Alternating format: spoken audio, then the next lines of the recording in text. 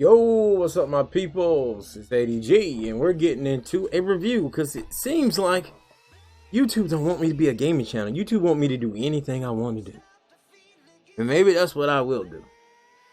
So, starting today, I am beginning occasionally. I'm not going to do every single show, but you will occasionally see me review things. Probably Smackdown and NXT, probably a lot more than any of the others. But I will be reviewing certain wrestling shows. We'll just see how it goes on throughout the course of time. But we're going to do this one tonight. We're looking at Smackdown for December 13th. In the background, you will be seeing pretty much gameplay of WWE 2K20. And I hope you guys enjoy what I'm about to show you. Hopefully you will. There's a good chance that my gameplay may crash during this. I'm just saying, I mean, it's WWE 2K20. Alright, so what I want to do first off is talk about the beginning of the show. The beginning of the show started off with sort of a bang, I guess. I would say it started off with a bang. It was a decent starter. We was greeted by someone who ended the last Smackdown just embarrassing Roman Reigns. You got Baron Corbin. He's coming out. He's just like, I don't care, bro. I don't care. Baron just don't care, man. Baron Corbin does what he want to do. And at one time, I hated Baron Corbin, especially when he wasn't wearing wrestling attire anymore. He was coming out, you know, when he was the constable and wearing that crazy attire. I didn't care for this dude at all. But over the last couple of months, you know, since he's been on Fox and he won the King of the Ring, he's changed. He's, instead of being a nuisance of the heel, he's a real heel.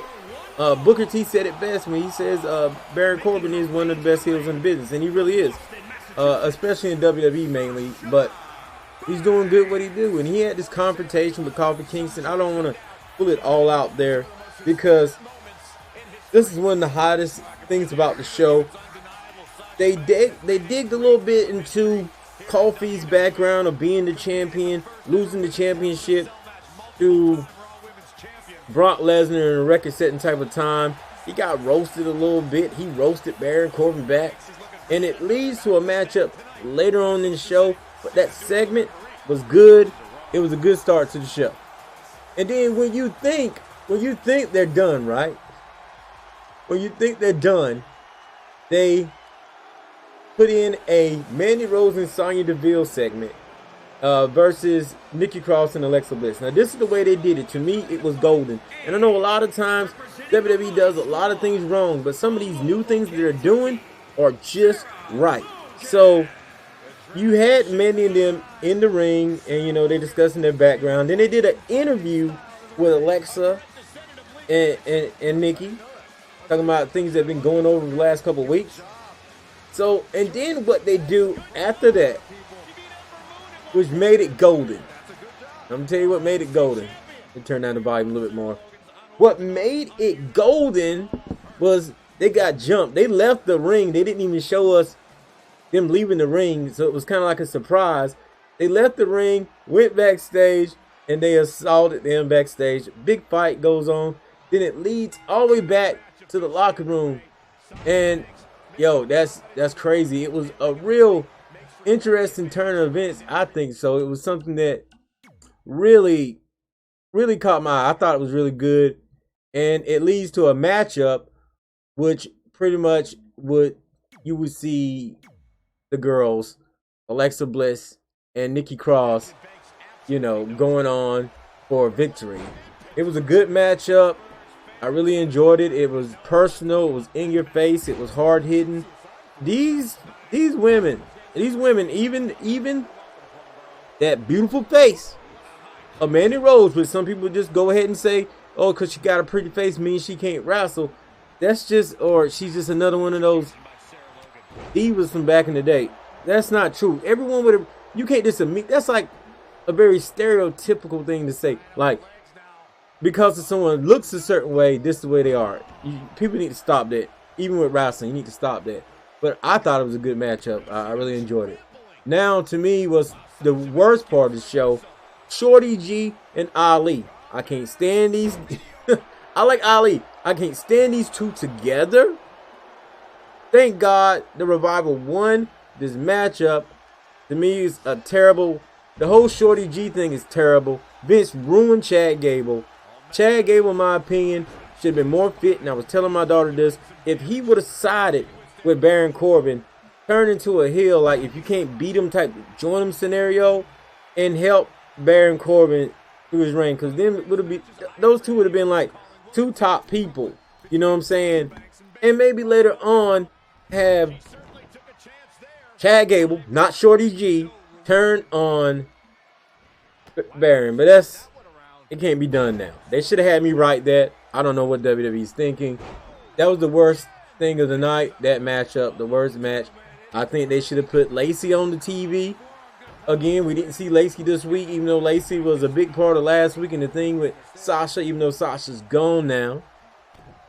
And that's going to lead into this matchup that I'm about to tell you about. Dana Brooke took on Bayley. There was a segment backstage. You know, Dana Brooke and Elias. I mean, we should have given Elias a matchup, even if it was a smash kind of matchup for Elias. Elias could have took on Drew Gulak. Two superstars, I think, deserve to be in the limelight and deserve to showcase their talent in the ring. But no, Vince doesn't do that. Instead, he gives us one of those matches. It's a match and turns into a tag team into the main event. We'll talk about that later. But Dana Brooke versus Bayley, nice backstage segment with Elias, leading to the matchup. Bayley mentions about Sasha not being there because she's doing a rap album, which is kind of cool. So, interesting turn of events, pretty cool type night, I believe, in a way. But it's just, I don't know. I just feel like, I don't know. I love the matchup. I just feel like they're using Dana Brooke at the wrong.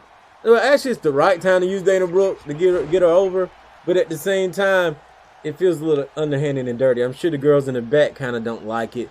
But in a way, Dana Brooke deserves it because she is a good competitor. Once again, one of those people that say she's a pretty face. Hate to say it, but WWE looks for the total package. So you're going to see sometimes women that have a pretty face and good in the ring. They're not just looking for any other person. But that doesn't mean they won't hire people that, you know, aren't just a pretty face. But they do look for the total package. Okay? So Bayley would defeat Dana Brooke. It was a great matchup. Definitely better than that Shorty G and Ali matchup. Great match. One of the best matches of the night. Dana even did a little bomb of her own. Okay? But she's been doing that since NXT. A lot of people don't realize that. But then we had the best thing, as my daughter said, it was something out of a horror movie. Renee Young interviewed The Miz. I just knew it was going to happen. I knew something was going to happen in there, at that house. I didn't know they was going to have a segment in their daughter's, playroom or whatever, in the nursery, in the crib. You have to see it. I don't want to spoil it all. It was a good segment. Really loved that. It really put a extra, onto the show. Now, after that, the show kind of goes downhill a little bit. Just a little bit. You've seen Heavy Machine versus Shinsuke Nakamura and Cesaro. They also had a skit between these two where it ends in Cesaro throwing down Otis's ham that he was trying to give to Sami Zayn for a present. Why was he giving Sami Zayn a present to begin with? Who knows? Otis is kind of weird like that, but it is what it is. It leads to a match that pretty much puts Shinsuke Nakamura and Cesaro over. Still wondering where this thing's going to go, especially with another guy by the name of Sheamus coming back who used to be a part of the Bar. So it's like, I don't know, maybe they just want to do different things now. And I can kind of understand that, but in a way it's like, I don't know where they're going with it. When is Sheamus going to come? When is John Morrison going to come? When is several people going to come? Who knows? And now I'm getting a bunch of notifications in the background. I apologize. But then we have Kofi Kingston versus King Corbin. Great matchup in a way. A lot of hard hitting from Baron Corbin. Got to give him some credit that he had some hard hits. He told a story while he was in the ring. He's like, this is your boy right here. This is your boy right here. And just decking Kofi Kingston in the matchup. That was a great moment. Great things. Things going out of hand and then turn into a tag team matchup. Now, I'm tired of things like this. I'm tired of, you don't want to book anyone, so you overbook people in 2 matches. Now, understanding Dolph Ziggler and Big E was at ringside, not technically in the match, but still the outside getting exposure, opposed to people in the back that could got exposure. You could have done this where we had another match instead of this becoming a tag team match, or just made this a tag team match to begin with. It doesn't make any sense. I don't understand it. I don't understand what they're doing. To me, it kind of puts a little bummer on it. But, of course, Roman will come back at that night. Because like they already said, Roman Reigns was going to be there. I already said Roman Reigns was going to be unchained tonight on Smackdown. If you're on Twitter, you're on anywhere, you already been told that. You knew it was coming. You knew the big dog was going to be there. You already had to eat dog food the week before, so you already knew he was going to be there. So Roman comes out. Roman's ready. Roman's ready to go. And, you know, he comes out because, well, they're about to pretty much do to your boy, they're about to do to your boy Kofi Kingston what they did to Roman Reigns. They managed to somehow get Big E down and put handcuffs on Kofi Kingston. They're going to put him on the rope, and of course, at that time, Big E tries to stop them, but the Revival comes in. Then after that, your boy Roman Reigns, I was trying to say, your dog, your big dog, Roman Reigns comes down for the save. Roman Reigns to the rescue, or Deadly Roman Reigns. And here's the funny thing, I was telling my family the same thing, like, Roman Reigns is interesting to watch when he's destroying several people, like when he's going through security, so he's going through all of Corbin's henchmen or whatever, and just destroying everyone. Also, one thing I didn't mention, they did have skits throughout the night where we knew it was Roman Reigns doing things to Corbin, like messing up his, I forget the thing he rides in on now all the time, like a king, where they carry him on. So, and just beating up his security throughout the night. Knew it was Roman. Everyone knew it was Roman. But Roman comes out, saves the day. It was pretty nice, good ending. But the exclamation mark that made the show end with a bang was Roman with a ladder putting Dolph Ziggler through a table with like a choke slam maneuver, just tossing him through a table. That was pretty nice. Just being symbolic of TLC, which is this weekend, and that's how the show ends. I think the show was good. I just think Vince needs to start giving people a chance. You cannot make people without giving them a chance. When I know people say, well, some people may say, well, your show is not representation of real WWE. But I'll tell you this. People, when I used to do Ageverse in my universe mode, Ageverse X, I can make the smallest superstar better just because they start winning certain matches against certain people.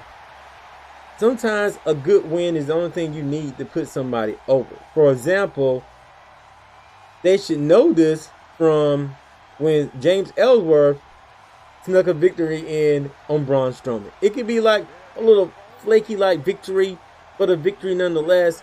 Sometimes you need to put people over.